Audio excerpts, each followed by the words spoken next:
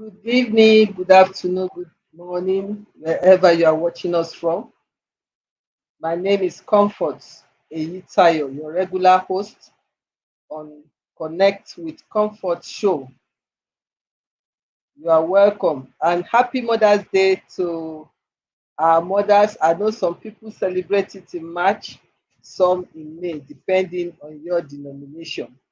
Whichever case, even if you are celebrating the second time, it's never too much. Lots of mothers deserve much more than that. So happy Mother's Day.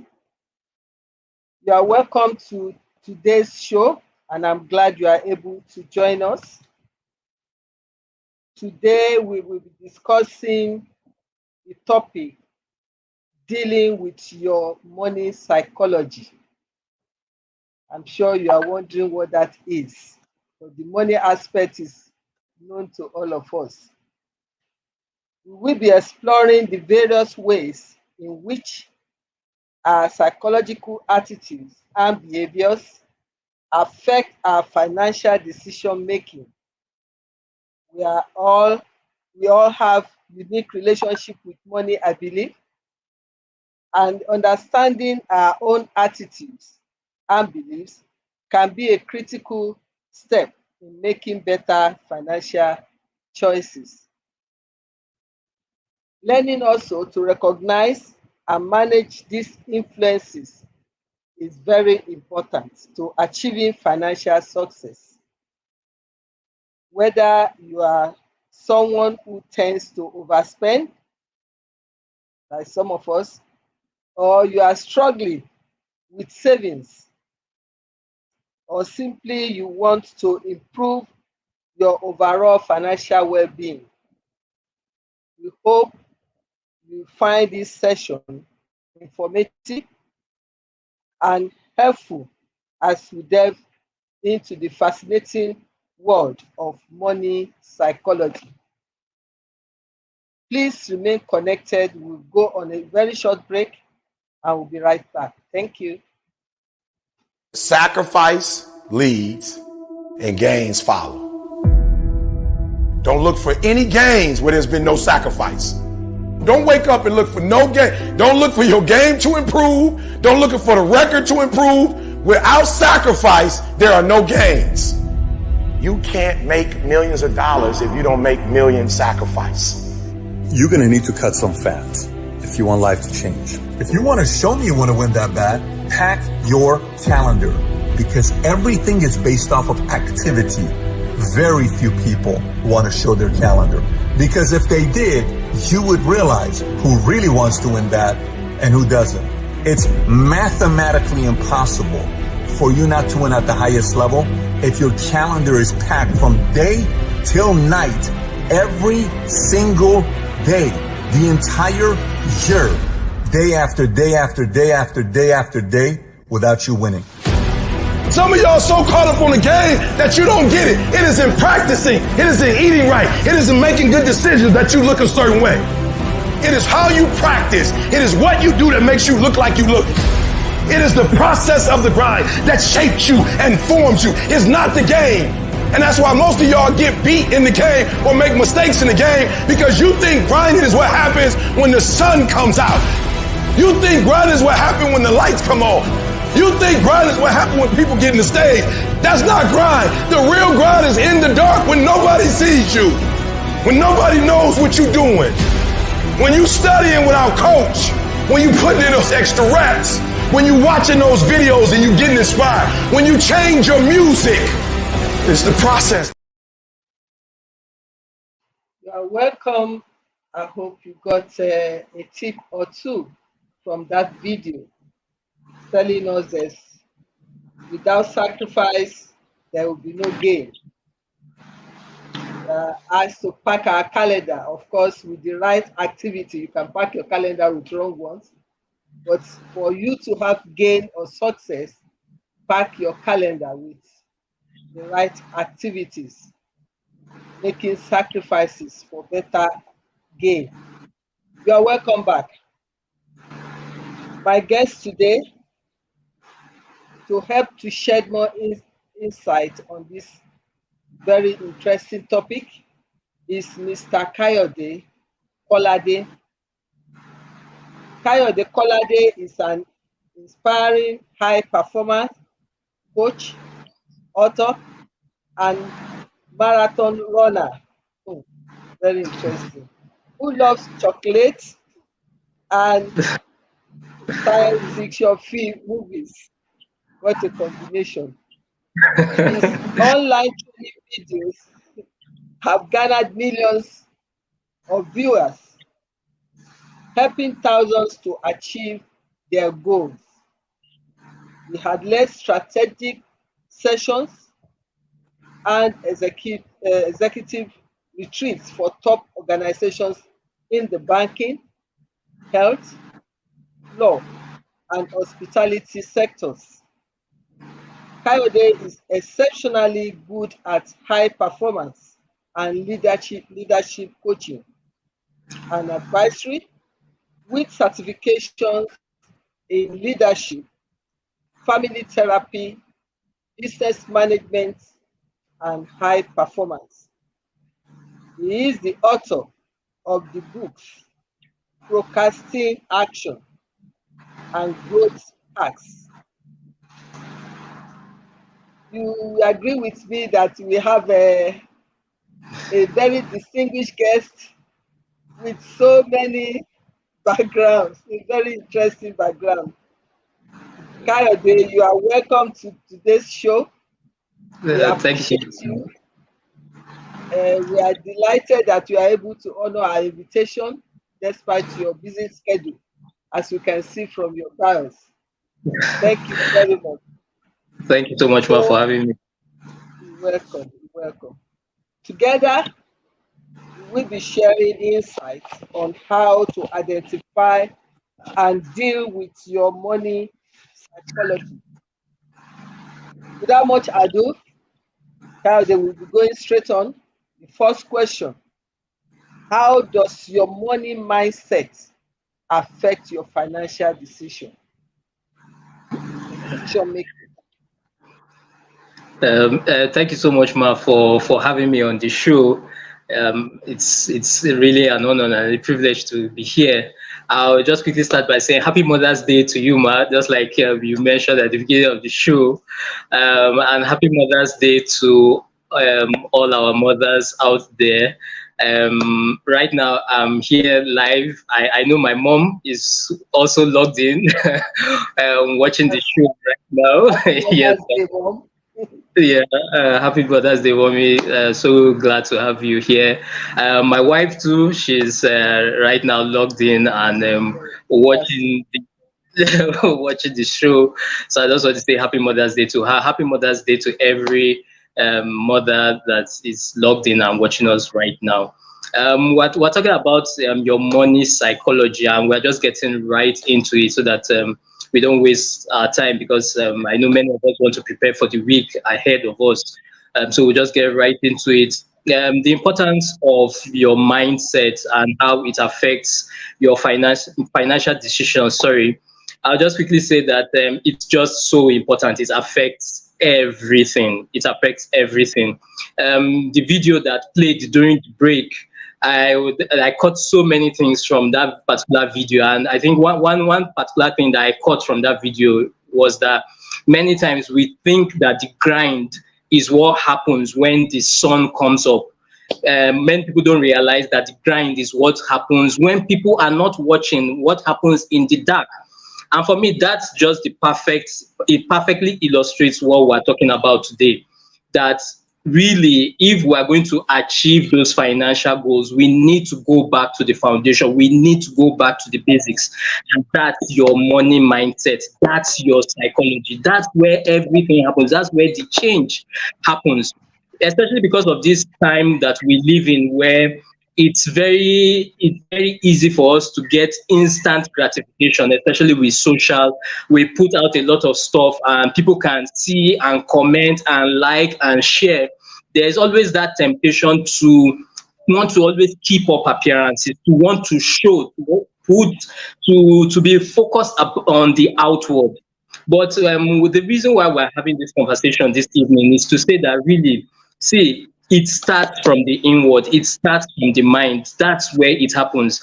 Until you get your mind in order, you will not have anything to show, you will not have anything to put outside. Just to just give you a practical example of what we're talking about. You've everyone has heard my bio and all the fantastic things that I'm into and that I do. But one thing that is not mentioned in my bio is the fact that before I got into coaching, I was a banker. I used to be a banker. I was a banker for 4 years. I was a banker for 4 years. I resigned 2012 before I got into coaching. And I remember that my last day as a banker, when I put in my resignation, my last day as a banker, my colleague said to me, "Oh, so wow, you mean you are leaving us, and you don't even know exactly what you are going to do? I envy you. Anybody that does something like this must have a large inheritance kept somewhere, or must have a large amount of money saved in the bank." And I remember that I just smiled to him because I didn't have either. I didn't have any large inheritance anywhere. Neither did I have a large amount of money saved up in the bank. And you can guess what happened after I resigned. Not too long after that, immediately I went broke. And I'm talking about the fact that here I was with my wife. We couldn't meet basic bills. We couldn't pay basic bills anymore, to the point that we even had to move out of where we're staying to move into the family house. And all this was happening. And here I was, very hardworking, very diligent. But I discovered something, that I was just going through the motions. I was just trying to keep up appearances, trying to show to people that I was doing well, that I was doing fine. I was a banker. I had a nice car. I lived in a nice part of town. Everybody knew me as somebody that you could call up easily and say, "Oh, I need this, I need that," and I could easily pass it over to them. And that was what I was busy focused on, trying to keep up those appearances, until I had to say to myself, "Look, if you really want to see a change, you need to go back to the foundation. And that's, you need to deal with your money mindset. You need to deal with your money psychology if you are going to see that change that you are looking for." And for me, that's where the change actually happened. Very, very instructive. I'm sure some people can identify with that story. Okay, we've been told the importance of mindset for our financial decision making or our money psychology. What are some common psychological biases that can lead to poor financial choices? Thank you so much, Ma, for that question. I was listening to somebody recently, and the person said something, that the way you do one thing is the way that you end up doing everything. And one thing that I discover is that at the root of the way we do things, even our finances, even when it comes to our financial decisions, you hit the nail on the head, Ma, with that particular question, when you said usually there are biases, there are those things that are going on in our minds that lead us to make those decisions that we make. I'll give this very practical example. Just like I mentioned, I got into coaching the year 2012, year 2013. And in my coaching business, I now discovered that, okay, I will go into meetings, I will go to meet clients, make pitches, make a presentation. And there's this thing that happens, and anybody that is watching right now, please, if you can identify, just type yes in the comments. I go to make a presentation, and when it comes to the issue of pricing, the client will now ask me, "Okay, so how much do you charge for this particular service that you want to offer?" And I discovered that every time they ask me that question, immediately I will say, "You know what, don't worry, don't worry, don't worry. It's not about the money. It's about the impact I want to make." And I discovered that for a very long time, that's what I was always doing. Once they ask me the question of, "Okay, so how much do you charge?" I would say, "No, don't worry. It's not about the money. It's about the impact. It's about, I want to impress you and all that." Until I discovered how I was going month after month, year after year. I was making no money. We were soaking the gari, eating the coconut, and I had to not tell myself, "Kayode, see, is it not time for you to change this strategy, to change this approach?" Now, coming to the hitting the nail on the head, like you said, ma, which is biases. That's where I'm going. I now discovered that, okay, Kayode, why do you always say it's not about the money? Why is it that you even make that statement? What happens? And that's when I now began to discover that it had to do with the fact that I was not confident with myself. I didn't like conversations around money. And I just, like I mentioned, my mom is right here, logged on this live session with us, and I wouldn't be here. That's just the truth. Without all the sacrifices that she made for us as kids, and the desire of every mother is, okay, look, let the children be better. And many of us know that popular saying that don't give, let's give the people that we love the flowers while we can still smell them. So for me, that's just what it is. I want to be able to give the people that I love the flowers while they can still smell them. But you now begin to drill down and discover that there are some certain biases that are affecting your financial decisions, especially for some of us that grew up in certain homes where conversations around money was not anything pleasant. Anytime there's that conversation about money, be it between my mom or my dad and we kids, we always knew what was going to come next. And that was that it was going to lead to a quarrel or it was going to lead to a fight. It will always lead to a quarrel or it will always lead to a fight. And so some of us have carried that biases into our finances, even as grown-ups today, to the point that some of us are married and we have pleasant conversations with our spouses. We talk about anything, we gossip, we gist, we do all manner of things.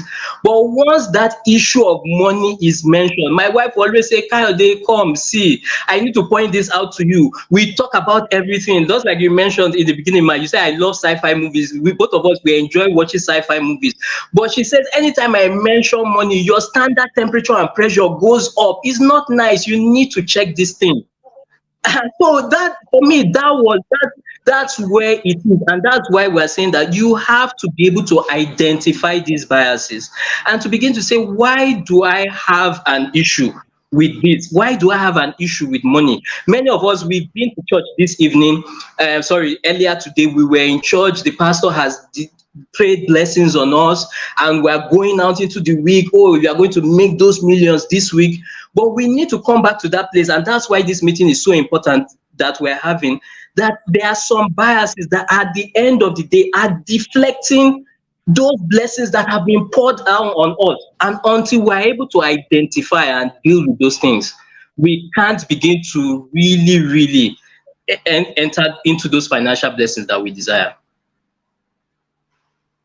Okay. Thank you very much. I'm sure many people also identify with that. I like the part where you said the temperature changes when it comes to money. How can you overcome the fear of investing and start building long-term wealth? Thank you so much, Ma. The fear of investing, absolutely, Ma. What I'll just quickly say is that you need to remember that it's bigger than you, really. It's bigger than you. Most times when it comes to the issue of fear, not just in our finances, in our business, in our relationship, that particular step that you want to take and you are feeling fear in your heart, one thing I always advise both my clients, my students, and people around me is that you need to remember that it's not all about you. There are things that are bigger than you. You need to remember that what is it that I'm fighting for? Who am I fighting for? When you remember these things, you know that, look, it's you need to take that particular step. Because just like I mentioned now, we're talking about the fact that here's your loved one, like my mom that is watching right now, like my wife that is logged on right now. And I know many of us, we have those people that are so dear to our hearts. And we're saying to ourselves that, how can I give these people the flowers while they can still smell them? Because you now begin to tell yourself that if you keep going the way that you are going, when are you going to be able to afford to give them those very nice things that they deserve to have? And for me, that's just what it is all about. To remember that there is something bigger than you that you are fighting for. Once you always have that at the back of your mind, you just know that the fear will still come, but it's just part of the journey. You go ahead and take that step, and then you keep moving forward towards that goal that you want to achieve. Fantastic. The fear is what propels you, what Absolutely. the inner plank that keeps ticking to make you to go at it. So we have to Absolutely. have that urge within us to do better than we are doing currently, and Yes. always know that we are accountable for others. That's very good. What Yes, role ma'am. does impulse control play in managing your money effectively? Impulse. Impulse. It plays everything, man. Because when we're talking about impulse, we're basically saying that you don't have a plan. That's the best way we can say it, that you don't have a plan. And one thing that I'm realizing every day is that if you are going to rise higher in life, I know many of us watching this, we've has achieved so much, we have achieved fantastic goals, sorry, when it comes to our finances, our businesses, and then in our relationships.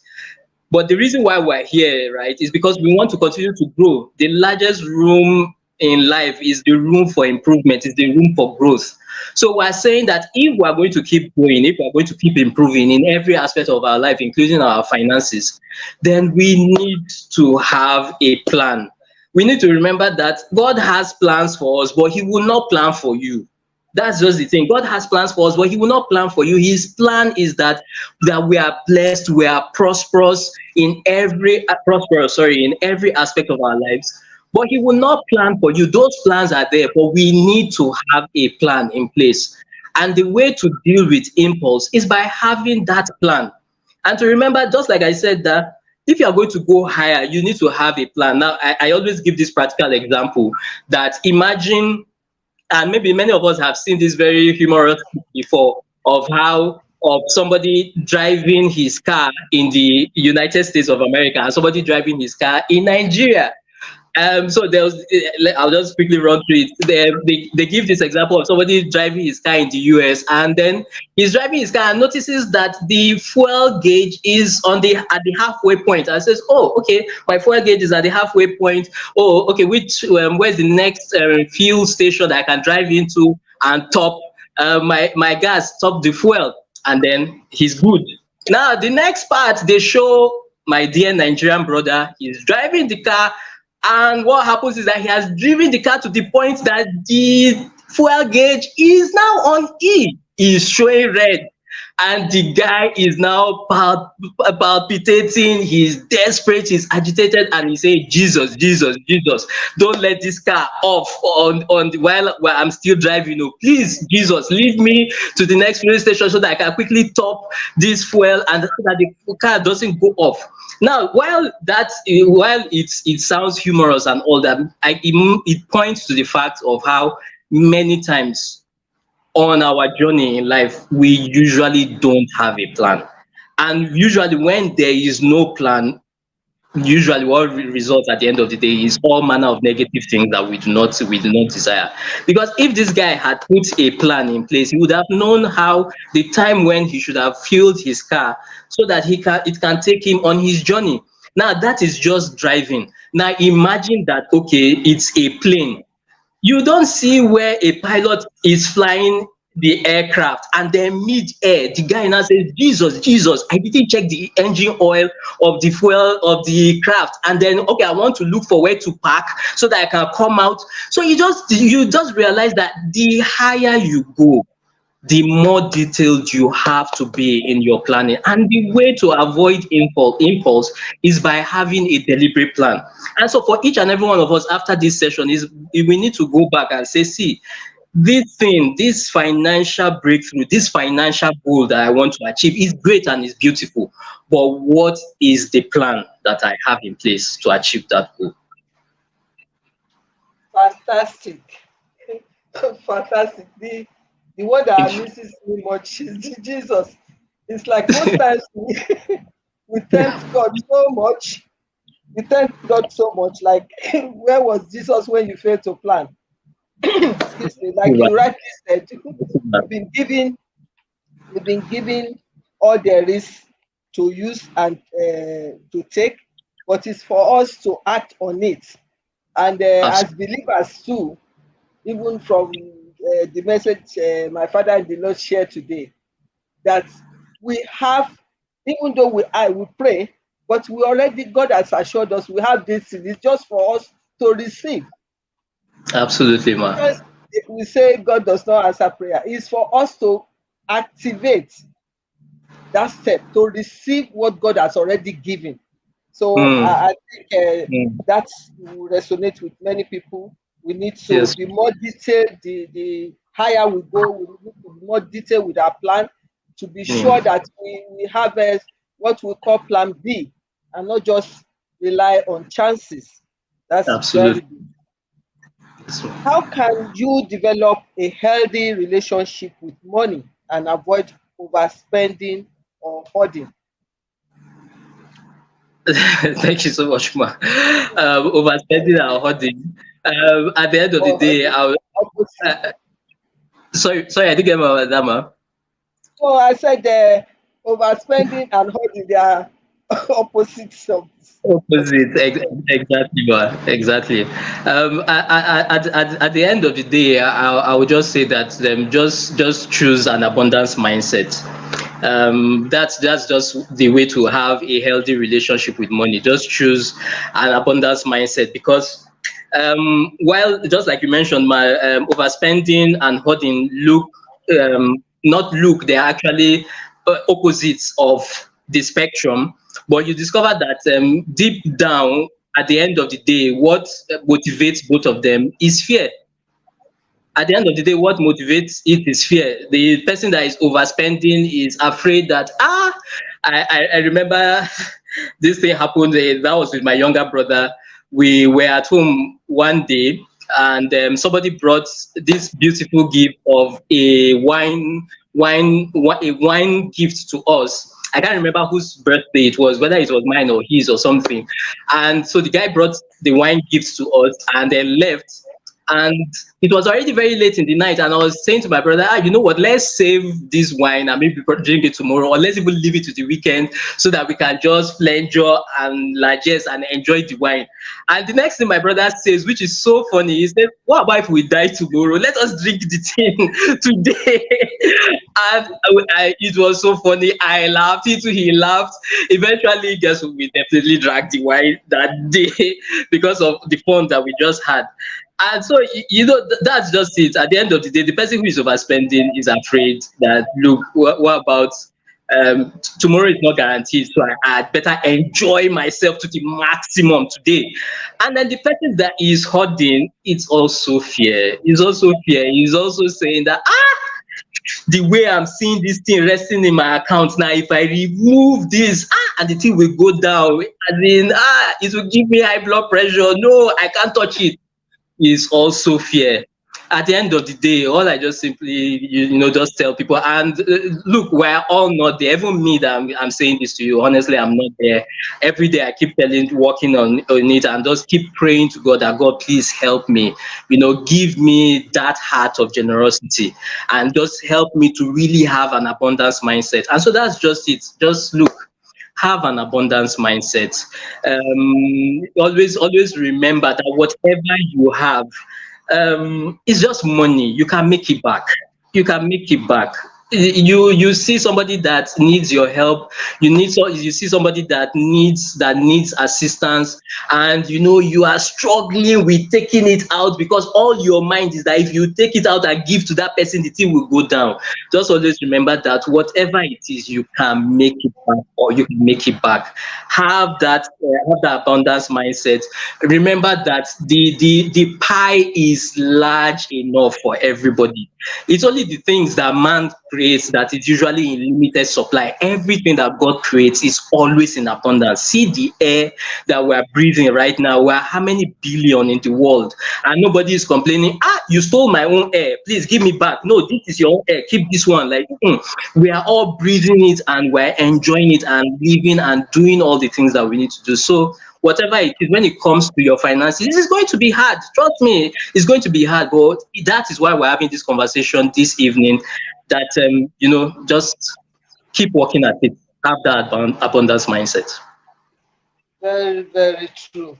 And that is a good thing. And maybe in addition to that, there's nothing we have that has not been given to us. And we have a purpose of being here. We have a purpose of being created, of being in this space, exactly where we are right now. We have a purpose. And that's why, as much as possible, we try to impact positively on others. And there's even this Yoruba adage that says, okay, so you give, you do like this. You are yes, not okay. So let's have abundant mindset, which is very, very key. Before I go on, let me quickly appreciate some of our friends that have joined us. I've seen Pastor Sheyi all the way from London. Thank you very much for joining. Taiwo Ojo from Abuja. My colleague Adeleke Olufade, thank you for joining. I've seen Laraba, Sule, Jumi, Sumola. Thank you all for joining and for following us on this journey. Thank you. Thank you. Let's take one more question before we go quickly on a break. Okay, what strategy can you use to save money and achieve your financial goals? Quickly. Okay, ma'am. So just quickly, your plan needs to have these three elements if you want to be able to save money and achieve your financial goals. I call them the three S's. Number one, subtract. First S, subtract. Second S is strategize. And the third S is systemize. Subtract, there are just some things. If you are going to achieve any goals, any goal you want to achieve, be it financial, in any aspect of your life, you need to come to that point where you are going to have to say no to some certain things. That's just it. You need to be able to identify those things you are going to need to start saying no to, so that you can be able to say yes to that particular financial goal you want to achieve. The second thing is that you need to strategize. What is your strategy? What is your approach to achieve this goal that you want to achieve, whether it's savings specifically. Okay, we're talking about savings, so you need to have that strategy in place to achieve your savings objective. And then the third one, which is the main deal that I'm coming to, is systemize. One thing that I've realized is that, especially when it comes to savings, this is the big key. You need to automate it. Willpower will not help you achieve that goal. I know you are a very fantastic person when it comes to willpower, when it comes to discipline. But here is the thing. If you are going to achieve that goal over the long term, you have to automate it. Automation is key, be it with your bank, be it with many of these apps that are out there available now for you to help you do that. You need to put that instruction, be it on your account or with those apps and this thing, that takes the money from source. If you rely on yourself, guess what? Today you'll be motivated, but tomorrow you might not be motivated to do it. So automate it so that you can achieve that goal, to do better in your savings. Thank you very much. We have to quickly go on a short break and we'll be right back. Please remain connected. Thank you.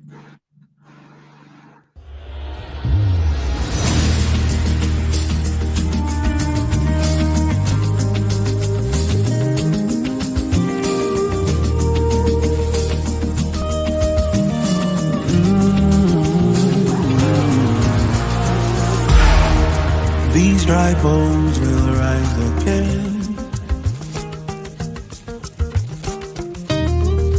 'cause the stone has been rolled away.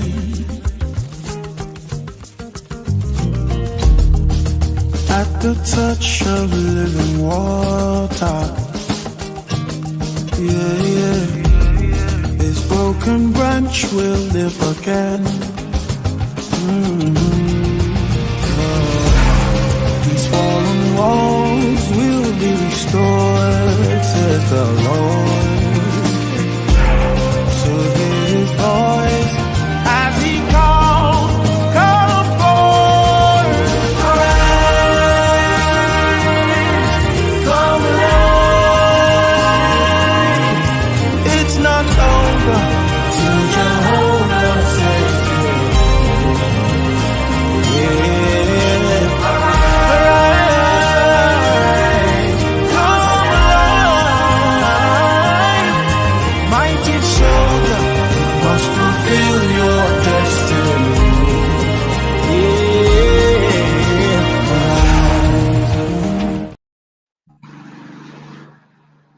Welcome back. You're welcome back, at least for all the good tips we've had today. This video we just watched is telling us don't lose hope. Even if you have not been able to go on that trajectory yet, don't lose hope. The dry bones will rise again if you have not been able to have the right mindset for your Amen. money psychology to make the best achievement or improvement in your business. There's still plenty of opportunity, and that's why we're having this conversation. So Yes. please don't lose hope. Now, quickly, I want to appreciate Adetunji Adenrito all the way from Surulere. Thanks for joining us today. Our next question goes on: what impact does your childhood upbringing have on your money psychology? You've said a bit about it, but maybe you answer that question for me. Yeah. Yes, man. So, thank you so much, Matt. Just like I mentioned, maybe for people just joining, I had already talked about the fact that many times your upbringing, sorry, plays a huge role when it comes to your money psychology. And for me, the one thing I discovered was growing up. Every time we talked about money in our house, it always led to a quarrel or a fight, either between my mom and my dad, or my dad and we kids. It will always turn to a fight. It will always turn to a quarrel. And somehow subconsciously you now carry that over even as an adult, where you get into scenarios and you want to talk, and the issue of money comes up and you don't want to talk about it, because as far as you are concerned, talking about money causes pain. Talking about money gives you headache. Talking about money, just always brings up all forms of issues, because you've had that experience growing up. And that's, for me, that's just where the starting point, the change starts from. You need to be able to identify these things and say to yourself, okay, if this was my experience growing up, does that experience serve me now? I usually call it identifying your money story. And each and every one of us have our own money stories that are driving our financial decisions. We will say, "Oh, I know I am blessed. I know that I'm prosperous and all that." But behind all those things, there is usually a money story, and you will not be able to achieve those goals you have set out to achieve financially until you can identify those money stories and say to yourself, is this money story serving me and moving me closer to this goal I want to achieve? And if it isn't, then how can I rewrite this story? And for me, that's just the beautiful news that I bring to us this evening, that we can rewrite our stories. That's just what is so encouraging. I can't remember who said it exactly, but I'm sure maybe we've had this quote before that says, "What lies behind us and what lies in front of us are tiny matters compared to what lies within us." And that's why this conversation is just so important. That is your psychology. See, the past has happened. You can't do anything about it. Just let it go. The future hasn't happened yet. Don't worry about it. I know that you are hearing all manner of things in the news about changes that are happening, AI taking jobs and all that, and you are panicking. You are wondering what's the future going to hold for you and all that. Look, just leave it. all those things are tiny matters compared to what is within you right now, to your psychology that we are dealing with right now. And that's just what it is. You are the one that has the power to write your own money story, to write a story that moves you closer to that goal that you want to achieve. Thank you very much. How can you identify and change negative money beliefs that are holding you back? Thank you so much, Ma. It's this simple way. I won't call it simple. It's okay. I would say it's simple, but it's not easy. Is that you need to start rewriting your own story. And how do you do that? Two things. You need to start exposing yourself to new experiences. You need to start exposing yourself to new experiences. It's just so important. Because one thing that I always tell people, I can't remember who I heard it from right now, is I think it's Bishop Oyedepo or somebody, I can't quite remember. He says there are some things that can be taught, but there are some other things that can only be taught. For me, that's so powerful. Now we can have this conversation. I can tell you that, oh, you need to identify your story and all that, rewrite your story. That's teaching. But there are some things that can only be caught. And the things that you catch, the things that are caught, those are the things that effect the real change. That say, look, it's not about just the talk we're having right now. You want to see a deliberate change. You need to expose yourself to new experiences.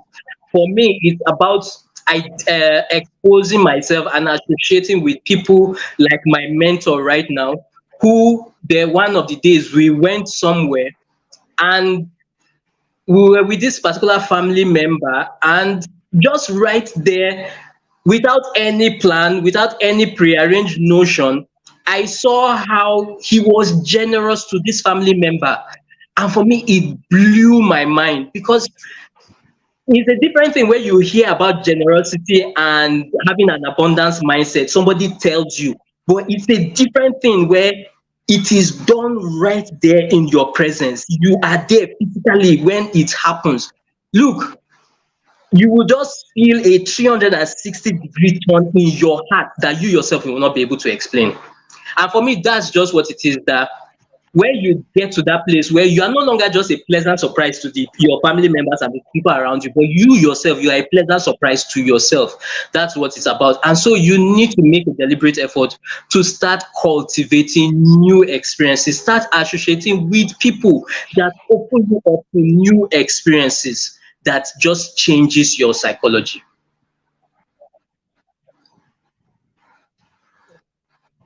Thank you. How can you balance the desire for immediate gratification with the need for long-term financial security?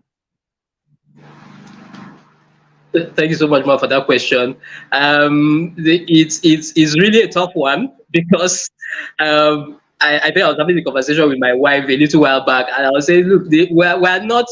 We need to be sincere to ourselves that we humans, we are not wired to delay gratification. That's just the truth. We are not wired like that.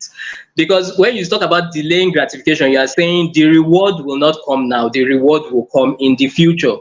And that's why it's so difficult to work out. You know that you need to take care of your health, but it's hard. Why? Because the reward that working out promises you is not now, it's in the future. And that's why we struggle. We find it so difficult. We find it so hard. Instead, we are focused on the pain that we're receiving now. So instead of working out, what do? We end up reaching for that snack that we know we're not supposed to be eating, and then we're eating it over and over again, because we are not naturally wired to delay gratification. But at the end of the day, the truth about it is that one thing that we still have is that there's always wisdom that can be applied.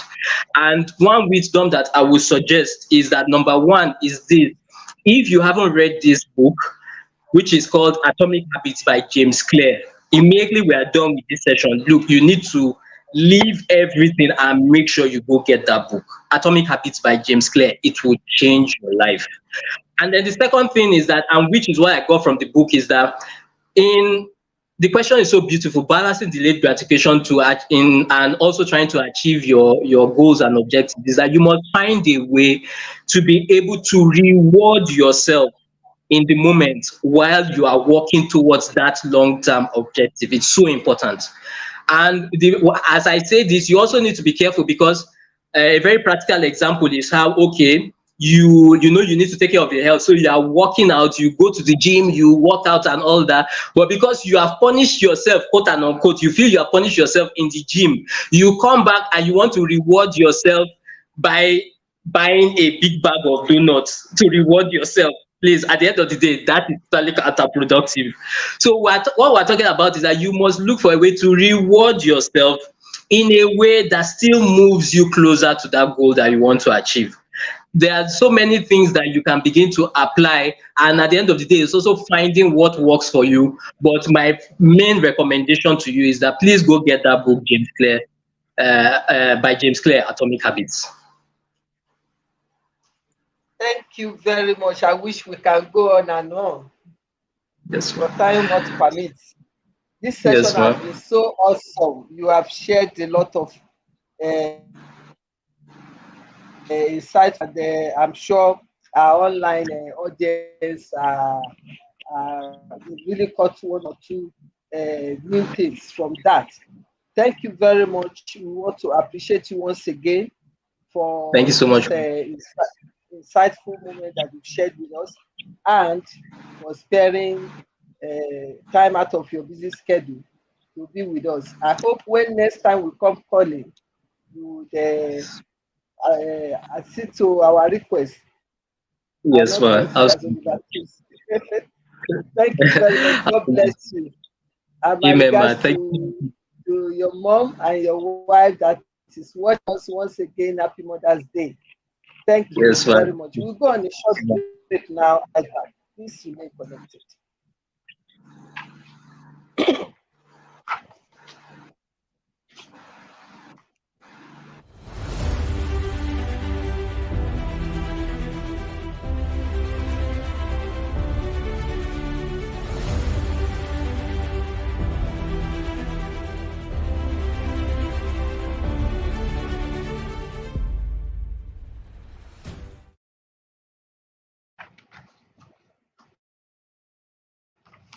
Very much. Welcome back. We'll go quickly to our wrap up session. Our discussion today, as you know, has been on money psychology. It is important to remember that there is no one size fits all approach to managing your finances. What works for one person may not work for another, and that is okay. So we need to decide and find out what works for us. The key is to stay curious and open-minded. Experiment with different strategies and find out what works best for you. With the right mindset and tools, you can achieve your financial goals and live the life you desire.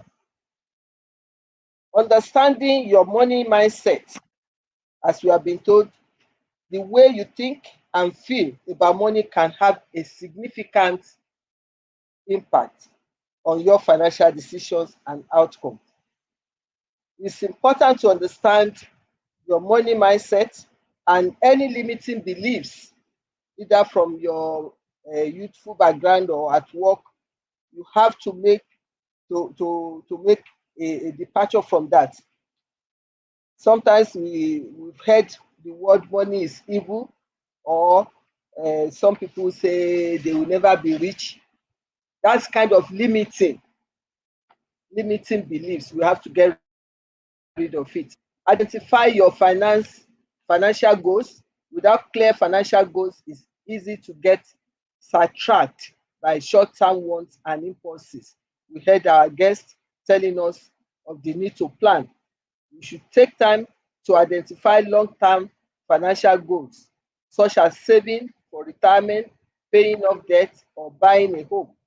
Having clear goals can help you to make more intentional and informed financial decisions. Managing your emotions around money is also important, we have been told.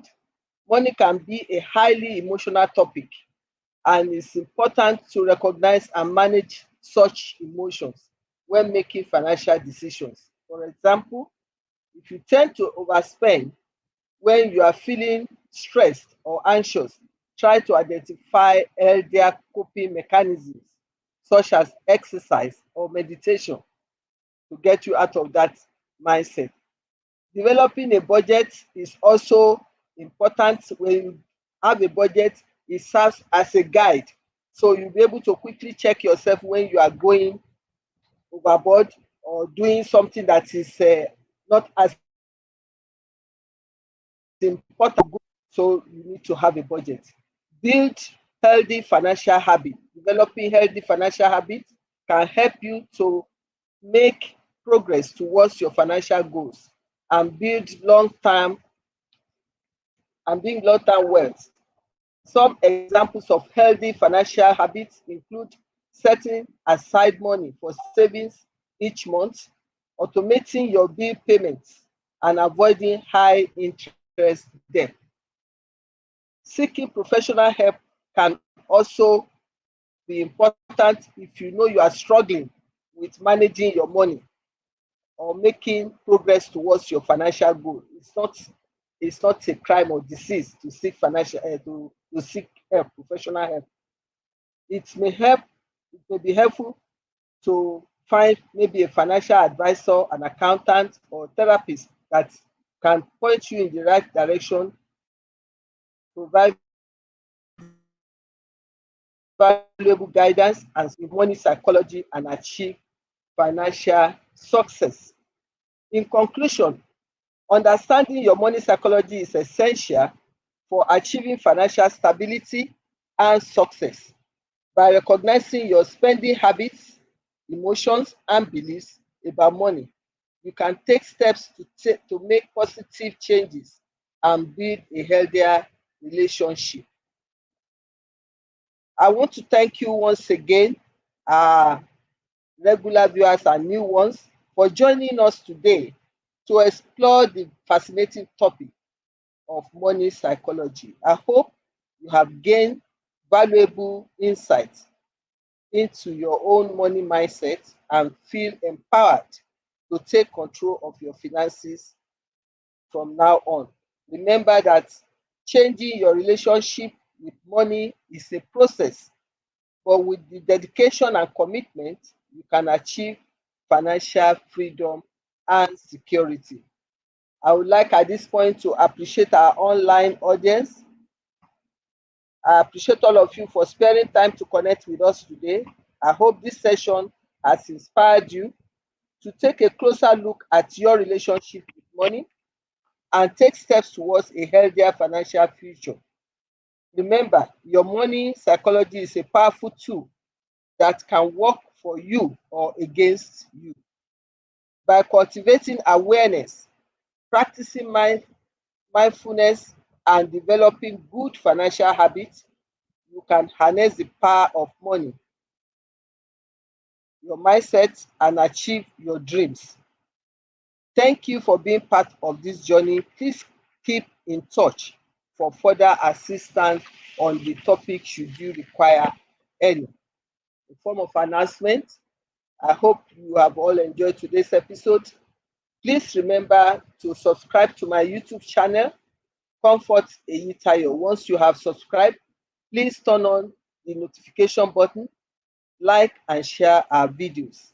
Stay updated with information about upcoming events, solutions, and offers on my Instagram account at Comfort Eyitayo, as well as my Facebook at Comfort Eyitayo. Till I come your way again, explore how you can harness the power of your money mindset and psychology to achieve your dream. Thank you. God bless.